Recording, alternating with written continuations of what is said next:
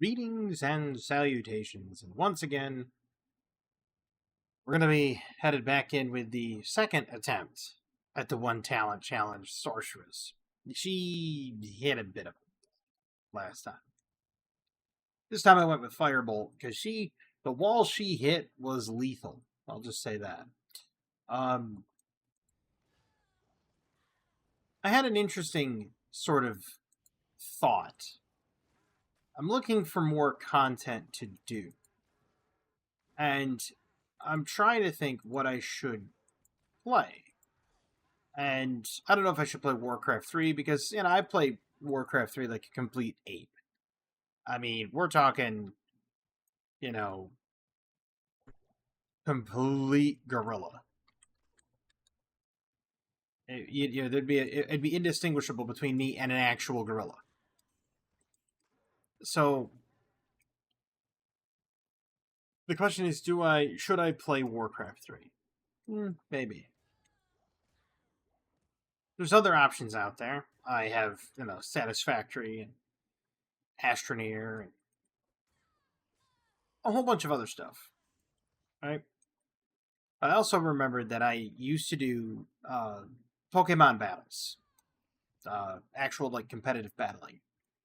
I used to do doubles and singles, and I haven't done those in quite some time. I thought maybe it's time to get back into them. But I don't know. We'll see.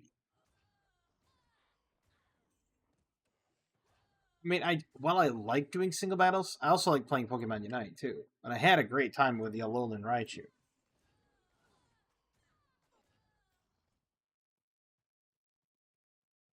I don't know. Well, I'll see how it all turns out. I'm not completely sold on going back to the battles just yet. I mean, I could see a world where it would work. I could see a pathway forward. But I'm not completely sold on it. I could also see a creative thing with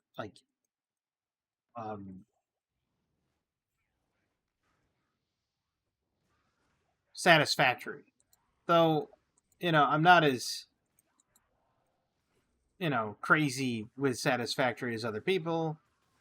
I'm not way off the wall when it comes to building. I try to keep things very simplistic, which is my building style pretty much across the board. If you really look at it, look at my building style in Terraria. Though I do want to do more Terraria recording, I do enjoy it. I also want to do more Warzone too, and I still need to because I need to get Battle Pass levels. Since I'm behind on that. That's all because of that High Warlord grind. Which, by the way, I'm in the last week of the High Warlord grind. So, next Tuesday, within reason, next Tuesday, there will be a retirement video. Now, I was having a discussion with about this with my friend today, actually. As I was out on my walk and I ran into him and I hadn't seen him in quite some time, so I was talking to him for a bit, and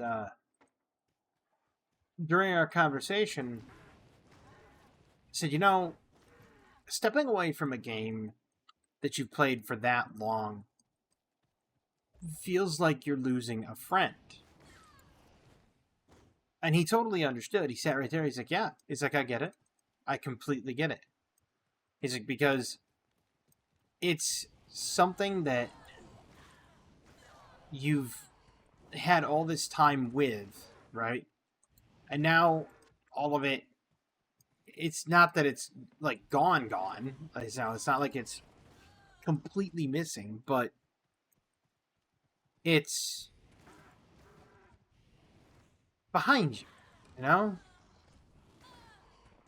it feels like it's long forgotten, or you can no longer revisit them. I mean, even though it's a game and you could revisit it, but I get, that was the idea I had, not the kind of sentiment it has. So the more I thought about it, though, and this is real, the more I sat there and I thought about it, I thought, you know what? Am I really gonna miss it? In all honesty, no. I sat there, basically kind of like soul searching. Like, am I really gonna miss it? No, not really. And it's not like I use it for content. Well, I will when I make that video, but it's not like I used it for content really at all. I made one other video. Pardon me? And that video didn't do too well. But that's okay. Not every video's a hit, and that's fine. It just makes me wonder, though, like, realistically, am I going to miss it as a form of entertainment? And honestly, I don't think I will. And I say that with no hesitation because looking at it realistically, there's a lot of things that are plaguing it. And the things that are plaguing World of Warcraft are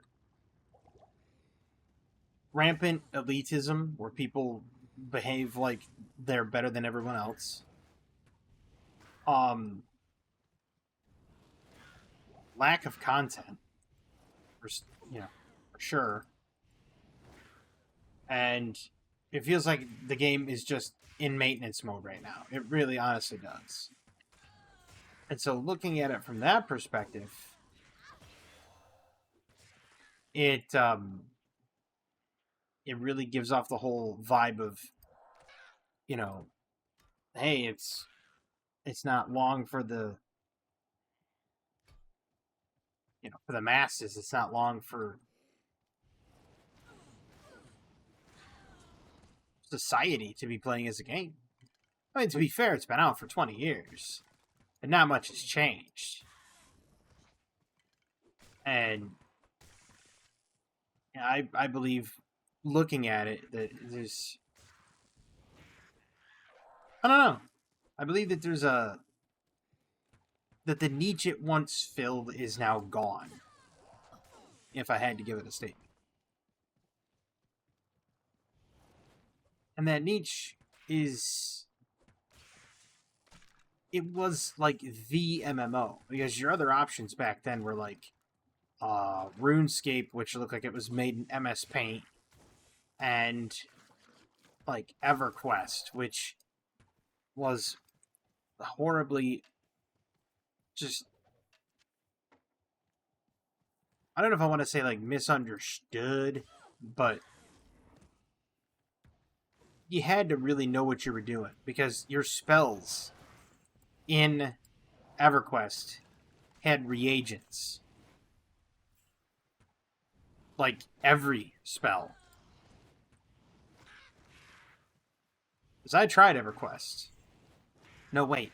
It was Ultima Online I tried. Ultima Online. And when trying Ultima Online, I found that every single spell had a reagent. Like, you had a reagent pouch that you needed to cast even the basic things like Firebolt or Fireball. You legitimately needed to have these sets of herbs, and then you could cast a spell. You were insanely powerful to start with those spells until you ran out of, like, reagents. Once you ran out of reagents, you were incredibly weak. Which makes sense, for the whole mage archetype, right? Your durability and strength is completely beholden to the fact that you can make magic and destroy things.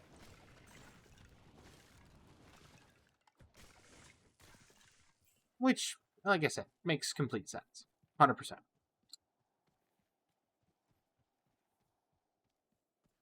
But while it was a fun game to play at the time, it quickly got old. So like WoW filled that niche. WoW was like, you know what? We're gonna be easy to learn, difficult to master. We're gonna give you a various number of classes that you didn't really have to be proficient in what you were doing. You just had to manage your resources, rage, mana, energy, etc. Okay, whatever. And it had the selling point behind it of, the old Warcraft 3 days. Like Warcraft 2 leading into Warcraft 3, Beyond the Dark Portal, the Frozen Throne.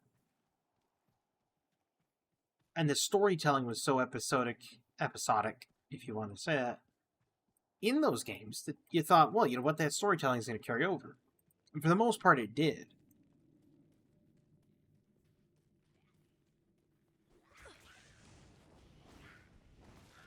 But I digress. I don't want to get too far off into the weeds on it because I'm trying to save it for next Tuesday. Now, the next Tuesday's video might go up late, just so you know. So normally I upload at 8 a.m. I schedule them to upload at 8 a.m. and to launch at 8 a.m. I upload them way before, but I schedule them to launch at 8 o'clock in the morning, every morning. The one next Tuesday might be late because I'm going to try to make it live, like, not live. So I'm not going to be, like, streaming it. But I'm going to try to make it live as in I wake up, I get the equipment, and then I immediately make the video. You know what I mean? That type of live.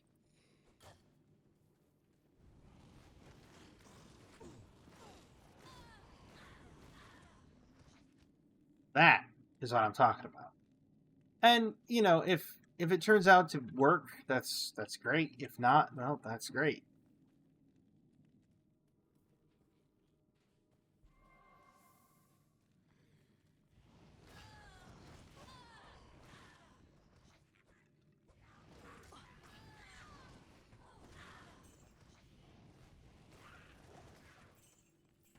Because I'm going to play one game with the gear just to try it out, and then I got a whole idea that I'm going to do.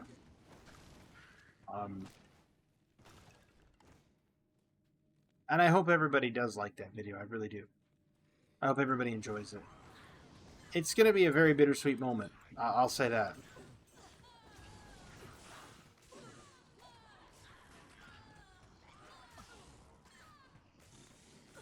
Something just tells me that's what I have to do, In order to go to the next phase of life, I have to cast off what no longer serves me, if that makes any sense.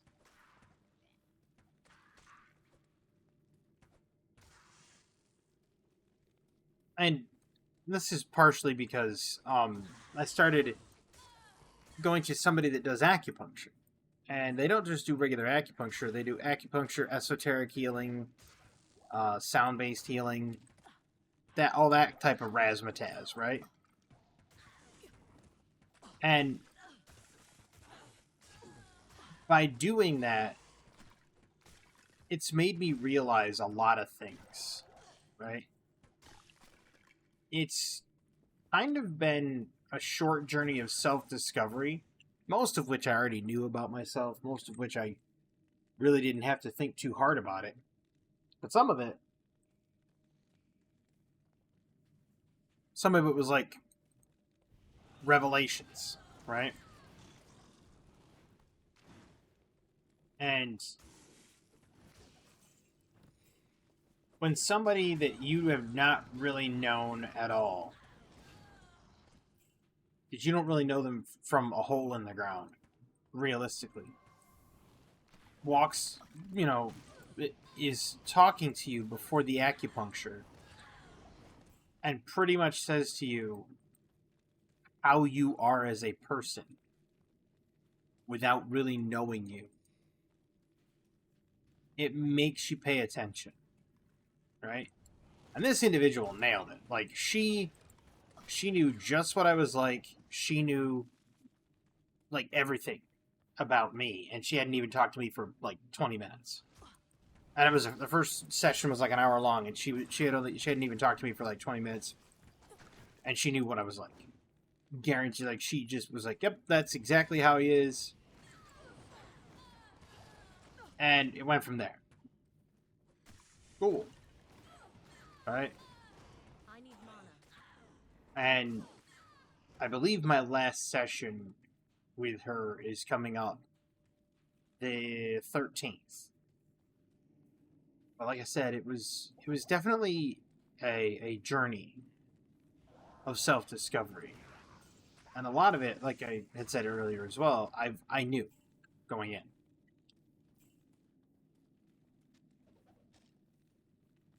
Doesn't make it any less wild to hear someone else be like, "Ah, yes, this is who you are, and this is why." Kind of wild. But moving into the next phase of life is kind of the thing, right? Like, this whole video creation phase and the way of creating it raw and unfiltered. This is that phase of life that I came into after streaming, right? Because streaming is raw and unfiltered and it's off the cuff. But the difference between streaming and here is here I don't really need that external voice coming in during the actual content creation to create content, if that makes sense. Know what I mean? So, like, creating the content, talking about what I want to talk about, and just kind of going off the cuff happens naturally, and then the feedback comes in afterward. It makes this form of media creation much easier to do. It makes it much more flexible.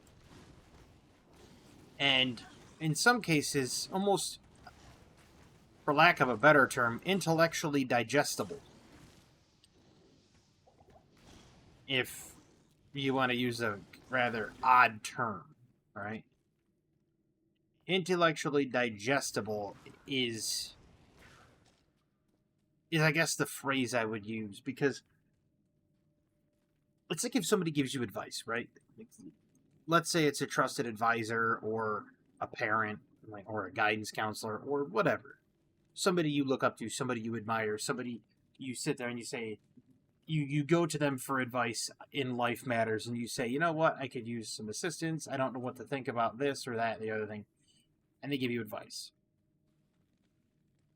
You don't just immediately do their advice, right? You sit there and you know, I think ruminate's the word I'm looking for. Let me clear out the misshapen and the skeleton archer. Let's see if I can come up with the actual word ruminate that I'm looking for. Ooh, it's ruminate.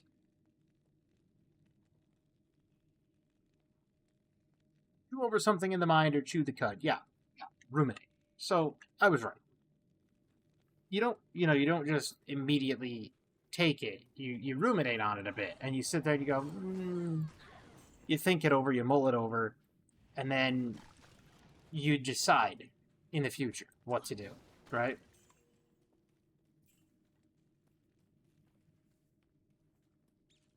Videotaping content like this, even though it's not actual tape, recording like this gives you ample time to do the I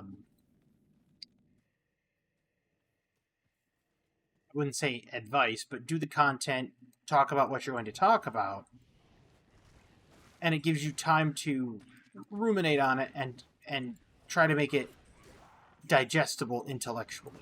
You know what I mean? So that people can take away from it what's going to help them the most, right? And that's kind of why this phase of video creation in my life has supplanted streaming. is in streaming you need that live action response in order to keep entertaining, to keep current, to make sure that people are paying attention, to people are watching, that you're interacting with the crowd. You need to have that constant action, reaction, interaction while streaming. While doing this, it's just you just stream of consciousness, and then those that resonate will find it, those that don't won't. Which I know that sounds like a bumper sticker that you'd see on like a granola chewing hippie's car, but that's true. Those that it resonates with, they like to call them the vibe tribe. Good evening. Those that have it, it'll mesh and it'll click. Those that don't won't. And it's not up to you to reach everyone. Like, if you think about it, people like PewDiePie or Psy, yeah, I'm talking about the Korean pop singer. Even as popular as his video was and his music was, there are some people that don't even know who he is. There are some people that don't know who Felix Kjellberg is. There are a lot of people that do. There's even people out there that don't know who Mr. Beast is. Because sometimes it doesn't resonate with everyone. Right? And this is the same kind of position in life. Is this might not resonate with everyone, but those it does resonate with might be able to take something from it and move forward. And there's something to be stated about that. Movement forward, progress, no matter how small, is still progress.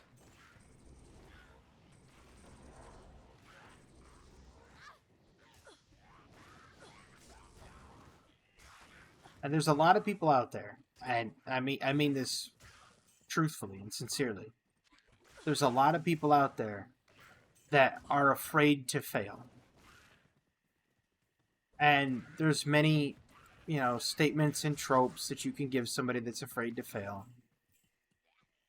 But the two best that I have ever heard that stick in my head, one of which I said, the other of which somebody else has said. They said the largest success is built off the backs of 1,000 failures. 1,000 being the figurative number, of course.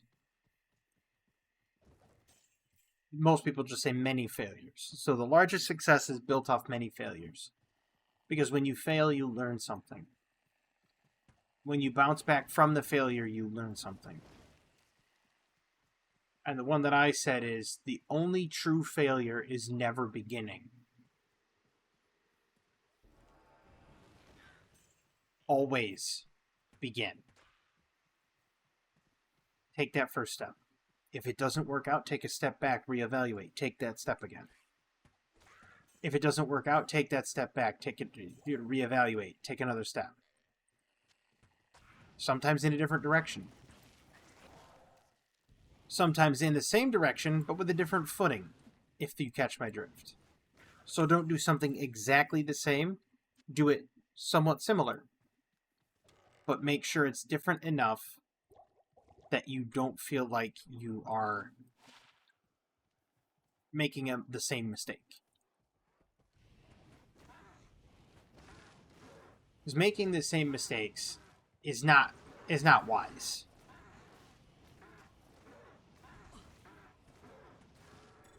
It's just unwise to make the same mistakes over and over again. I've done it. Boy, have I done it. This ancient tree has an aura of magic about it. But at the same time, was it truly a failure? Realistically thinking about it, looking back on it, ruminating over it. Is that word again? Did I truly fail? I set out to do something. And I did it. Was it as large of a success? No. Was it a success? Yes. So if it succeeded, but didn't succeed, didn't largely succeed or vastly succeed, is it still a success? And I believe yes, it is.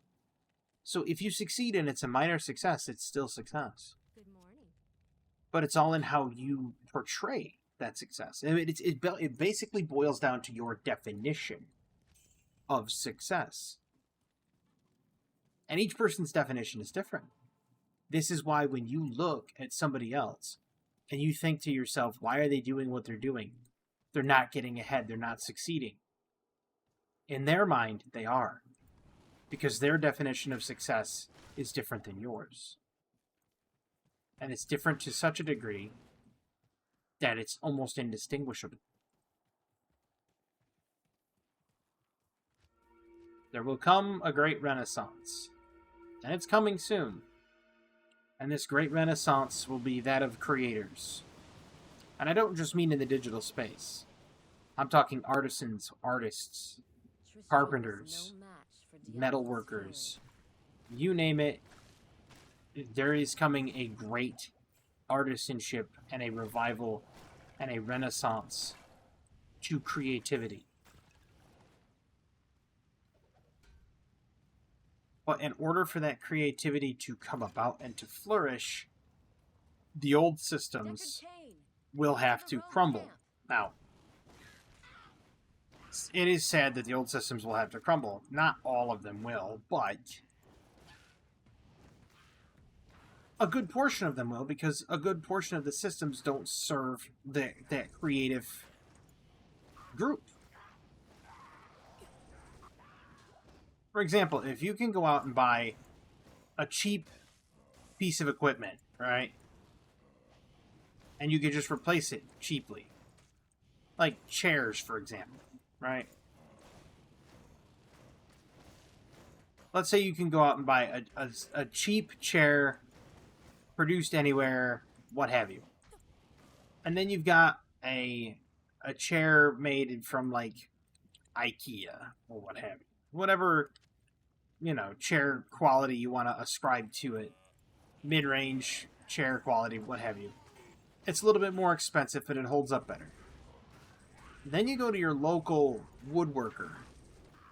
A guy that's got a name like Chuck, Fred, Bill. Everybody knows him. He's like the town woodworker. He spends all of his time puttering around the shop. And he makes high quality furniture. Really durable, comfortable, well sanded, good looking furniture. Handmade. And people will buy it. Because it has that artisanship quality to it. That return to artisanship is coming. It's going to take a bit. I mean,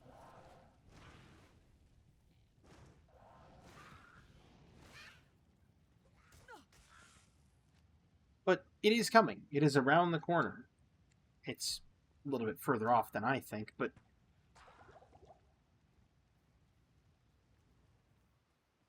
it's that style of creativity that I want people to embrace. And that's the thing, is, again, success comes in all shapes and sizes, right? That guy named, Chuck or Fred or Bill who's making wood, making wood chairs in your local town, he considers himself a success. Just as much as Elon Musk, Bill Gates, Jeff Bezos. I had to think of his name for a second. But, like, he considers himself just as much of a success as those guys. because he's doing what he wants to do. And his definition of success is to build and to have people love his work. That's it. It's like with my friend Dylan, right? My friend Dylan recently exceeded, I think he's over 100,000 on YouTube now. Over 100,000 subscribers. He's doing well. He's absolutely crushing it, right? And to me, there was a time there where he was feeling kind of lost. Not terribly lost, just a little bit. And he thought, okay, what do I do now? It's right shortly after he made 1 million subscribers on, not subscribers, but followers on TikTok. He was like, what do I do now? You know, he kind of felt lost in the sauce. And I said, create for the sake of creation. No goal, just make. Just be. That indiscriminate goal, he is just creating. Because that allows him to get out of the mindset of, I have to do this for a goal. And then it tries to push that goal, right? If you get out of the mindset that there must always be a goal, and instead you just become what you are making, it allows you to have a much wider tapestry of colors. If that makes sense.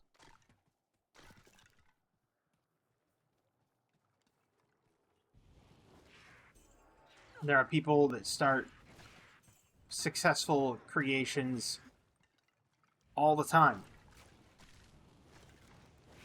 Whether it be through food and beverage, whether it be through, you know, digital creation. Like I said, it's just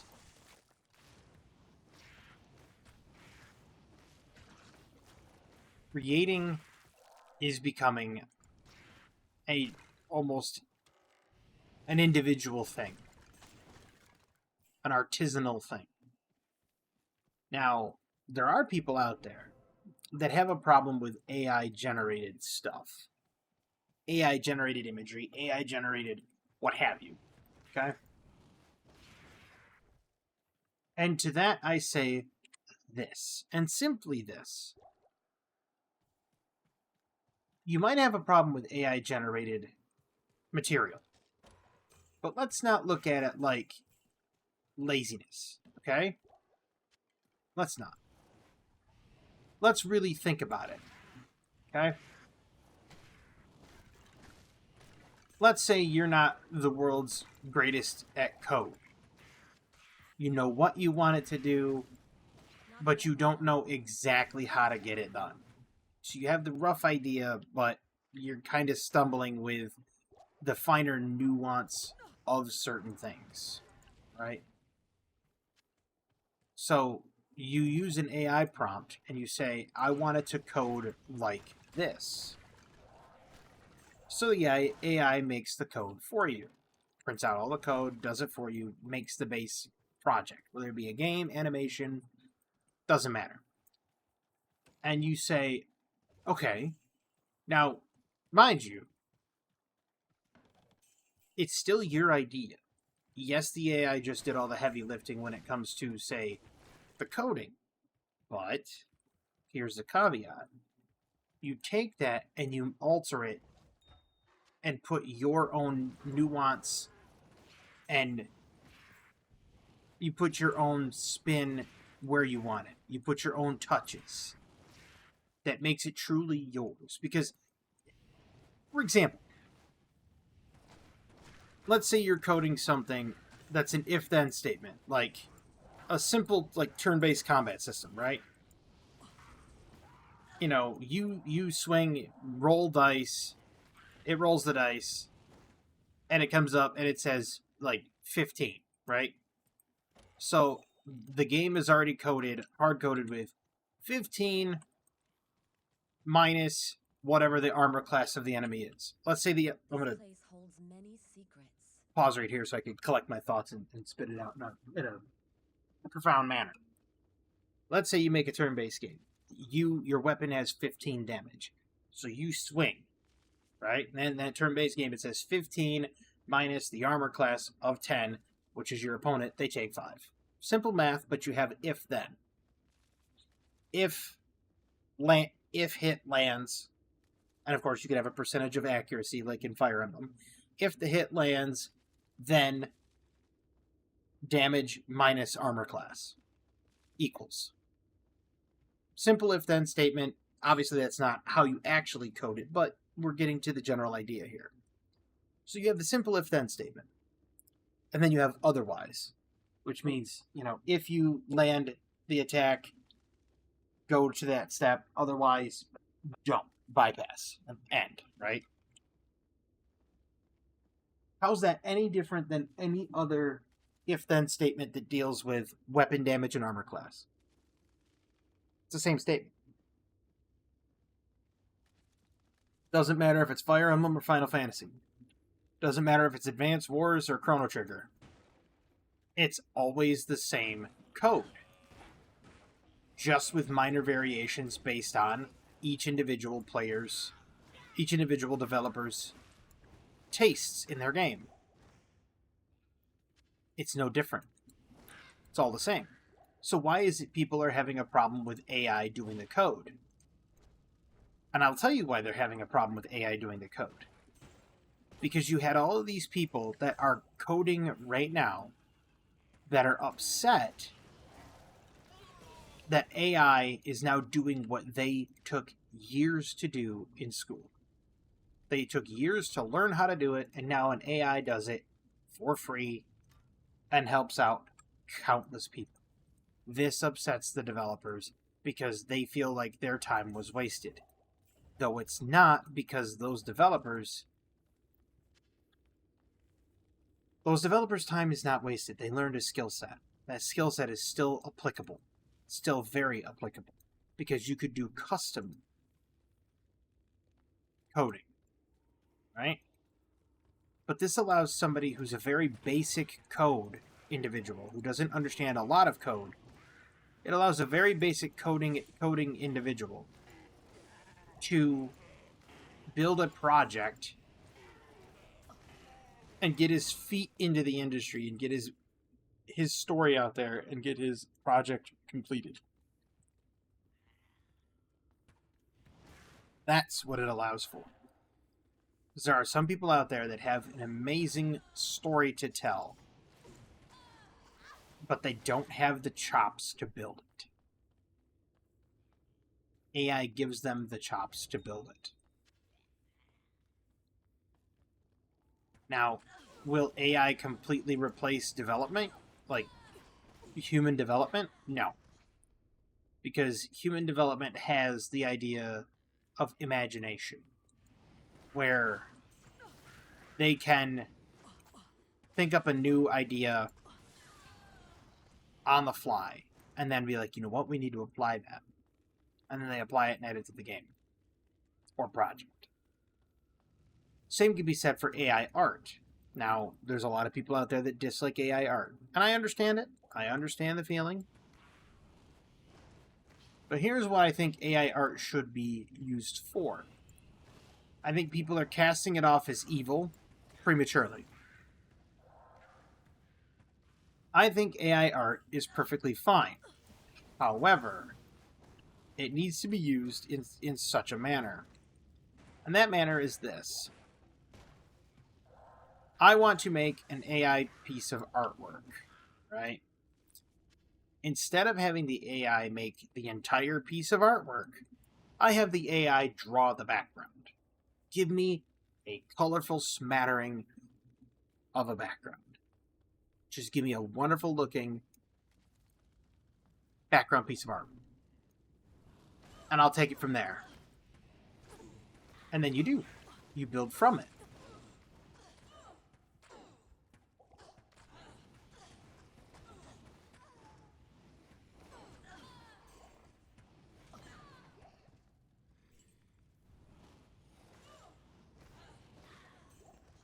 And by building from what the AI gave you, you alter it, obviously. You take it, you customize it the way you want it to look. It doesn't make it your artwork, no. But you say the backgrounds were made with AI. However, the foregrounds and characters were drawn by hand.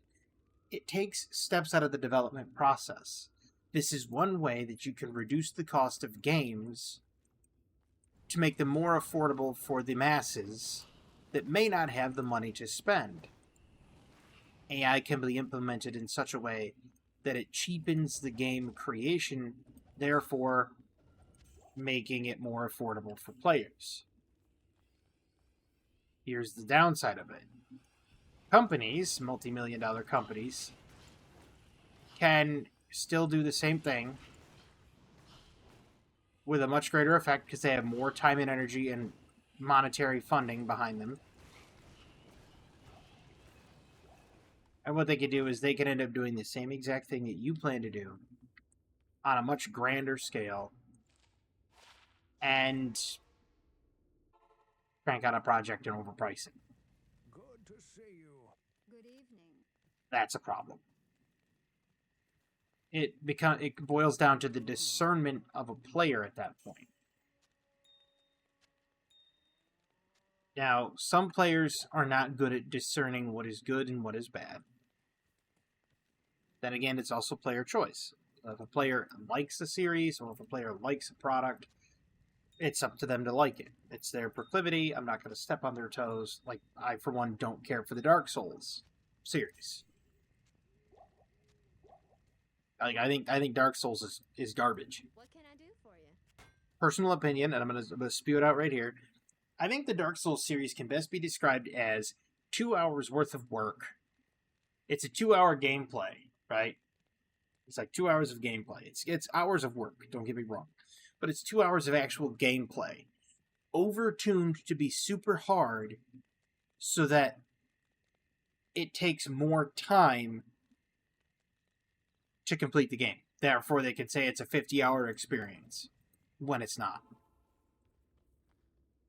And yes, I have played some of the Dark Souls games. No, I did not care for them. I thought they were poorly done. Yes, I understand how much of a blasphemy that is to the adoring public. And to be honest with you, that's my opinion on it. That's my take on it. It's kind of like my take on One Piece. My take on One Piece is it's, you know, like 30 episodes of canonical storyline and 1,100 episodes of fluff. And I think they overdid it. I think they overstayed their welcome, and I think now it's getting just kind of silly and overboard. And I think they need to end it. Like,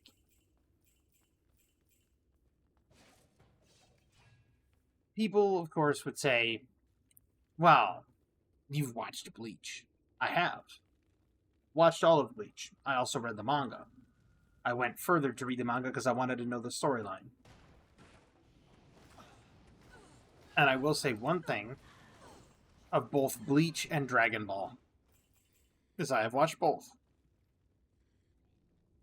Kubo stood up for himself. He told the Weekly Shonen that he was not going to drag out the story the way they wanted it. He was going to do the story the way he wanted it.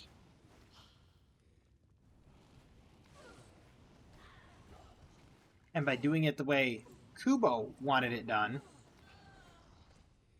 the Shonen did not like this. The Weekly Shonen said, no, we want you to draw it out further because it was a cash cow. Kubo said no. And so the Weekly Shonen said you have 6 weeks to wrap up the entire storyline of Bleach. Which is why the manga felt rushed at the end.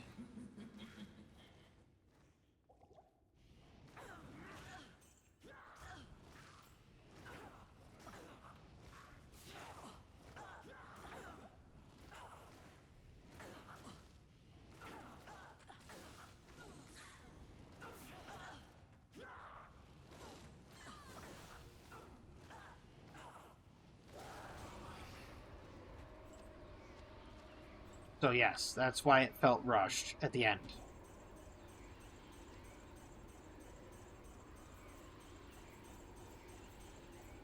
Is because Kubo told off the Weekly Shonen and said, "You know what? It's my story. I'm going to end it my way." They weren't happy about it. Funny part is they had a color sheet. I read the manga, and I saw the ending color sheet. For those of you that don't know Bleach, there's a character named Sasuke Aizen. Aizen is his first name. Or actually, wait, Sasuke is his first name, I believe. Anyway, Captain Aizen has the ability called Complete Hypnosis. Complete Hypnosis makes it so that the person who is subjected to it sees whatever Aizen wants them to see. The ending color sheet in the manga for the entire series of Bleach was Aizen with his sword unsheathed, looming over the shoulder of the Weekly Shonen, not producer, but the Weekly Shonen individual that runs the show for the whole thing. I can't say producer, but he runs the whole Weekly Shonen, essentially. What gets put into the Weekly Shonen and what gets left out. And he was looming over that man's shoulder, and all he says is, "You think you've seen the last of Bleach? How interesting." And the guy at the Weekly Shonen had to print it, which is pretty much the equivalent of Kubo saying, "You may have gotten rid of me, but I'm not done yet." And that's the thing, is he had the integrity to say, "You know what? I'm doing the story my way." And Kubo cared more about his story than money. Whereas other people did not. Like the people that, whoever did the beginning of, whoever did One Piece. He cares more about the money. Because he's doing it the way that the Weekly Shonen wants him to. That's why it's 1,100 episodes. Same way with Akira Toriyama. Akira Toriyama did not want to continue Dragon Ball. Dragon Ball was supposed to have ended with the ending fight of Daimyo Piccolo. Or Daimao Piccolo, right? That's how it was supposed to end. Goku gets married, has a son, living happily ever after. On Dariel's stronghold. The anime was the whole series was so well loved by the fans. The fans approached Toriyama and said, "Please make more. We want more story." So he did. And